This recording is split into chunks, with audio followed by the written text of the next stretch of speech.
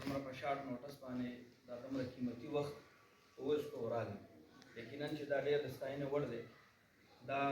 وخت ویستل په دې موجوده وخت کې چې دا کم ډېر انتهایي دی، هر یو کس ته خپل ځان ته خپل زړه باندې لاس کېږدي، ډېر زیات کمی دی د وخت. خو دا چونکې یو قومي مسله وه او د پوره د خټکنامې وه، نو مشرانو ډېرې ښې خبرې وکړې. خو دا راغونډه چې کومه ده، نو دا زمونږ د یو خاص مقصد دپاره ده چې دا د تحصیل یو کمیټي جوړېږي او پکار ده چې په هغې کې زمونږ د خټکنامې چې کوم دی نو لکه بھرپور نمایندګۍ کې زمونږ یو ښه برخه او ښه حصه وشي. ځکه چې زمونږ خدمات د پی ټي آی دپاره د ټولو تمام خټکنامې لکه دا د چا نه څه پټ پناه نه دي. د 2013 نه لکه واخلې تر زر ساعته پورې لکه د هر یو چې به زه دا ووایم چې لکه مونږ باقاعده لیډ ورکړی دی او ښه کافي لیډ مو ورکړی دی. په اوورال مونږ ټول ریزلټ راجمع کړو د پوره د خټکنامې، نو انشاءالله چې لکه دا به د ښکته د سم ویوز دي نو د هغې نه به دا زیات وي.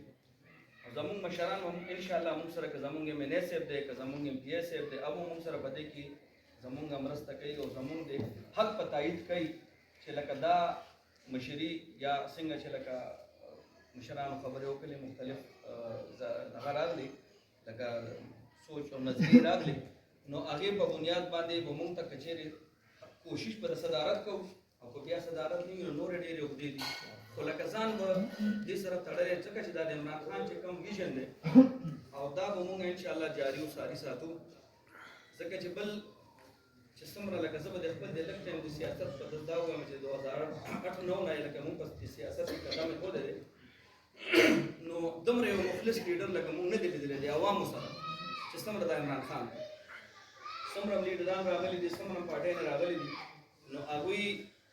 لکه چې څه کړي دي نو هغه هم چا نه څه پټ پناه نه دي. او ده چې کوم سوچ دی او ده چې کومه نظریه ده نو دا هم لکه چا نه څه پټ پناه نه ده. دا زمونږ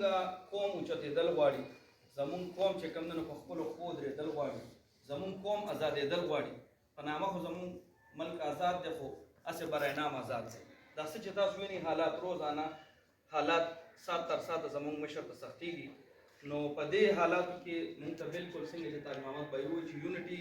به مونږ چې کومه وه نو هغه به مونږ کوشش کوو چې هغه ډبل کړو. زمونږ چې کوم ملګري وو چې هغه مونږ 1 نه 2 کړو، 2 نه 4 کړو، 4 نه 10 کړو.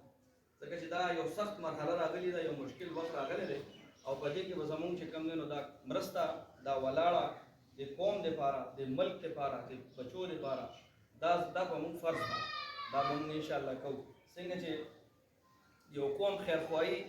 یو میږي غوښتلې وه چې د سلیمان علیه السلام قوم راتلو او هغه په یو لوټه یا په یو ګټه وختو اواز یې اوچت کړو چې ای قومه تاسو سیټ ته شئ،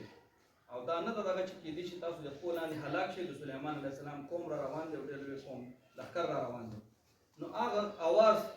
الله ته دومره خوښ شو چې په قرآن کې به الله تعالی سورة النمل نازل. نو دقسې مونږ ته هم چې کوم دی نو لکه د خپل د قوم د خټکنامې نمایندګي زه دا لکه نن یقینا او بیا تاسو د ما دا ځای د لومړنۍ د میټینګ دغه دپاره خوښ وټاکلو، نو زه د تاسو انتهایي مشکور یم. ډېر زه چې زړه کې زما زه کوم فیلینګ محسوس کوم کوم خوشحالي چې لکه زمونږ خټک قوم او 4 وړه یوسیز دا مونږ نن په یو پلیټفارم او د خپل حق دپاره او د خپل د قوم د اواز دپاره یو ځای شوي یو. او انشاءالله چې دغسې وو څنګه چې دوی مشرانو خبرې وکړلې چې کوارډینیشن کمیټي به پکې جوړه کړو. دا مونږ لکه فرقې نه جوړو، نه پکې تنظیمونه نن دا دغه جوړو، نه کوارډینیشن کمیټي لکه هغې کې مونږ سره زمونږ هر یو څیز باقاعده نمایندګي وي او هغې نه بیا چې کوم دی نو مونږ سجیشنز راشي چې به یو صدارت دپاره کبیر بھائی صحیح دی، تاج محمد بھائی صحیح دی، ناظم صاحب صحیح دی، عمر حسین بھائی صحیح دی، یا بل ایکس وائی زیډ چې څوک هم وي نو دا به یو مشورې سره وي. خو زمونږ به منزل دا به یو وي، لکه زمونږ هر لکه په تمام کلو کې چې څومره هم زمونږ کم کلي نه زمونږ نمایندګي وي نو ابه د زړه نه کوو، د خلوص نه به کوو. او د خپل د پی ټي آی سره چې زمونږ کم دا یووالی دی او دا پرمختګ دی دا به جاري و ساري ساتو. نو دغه د ما یو څو خبرې اترې وي، نو انشاءالله چې دا تاسو زمونږ د مشران سپین ږیري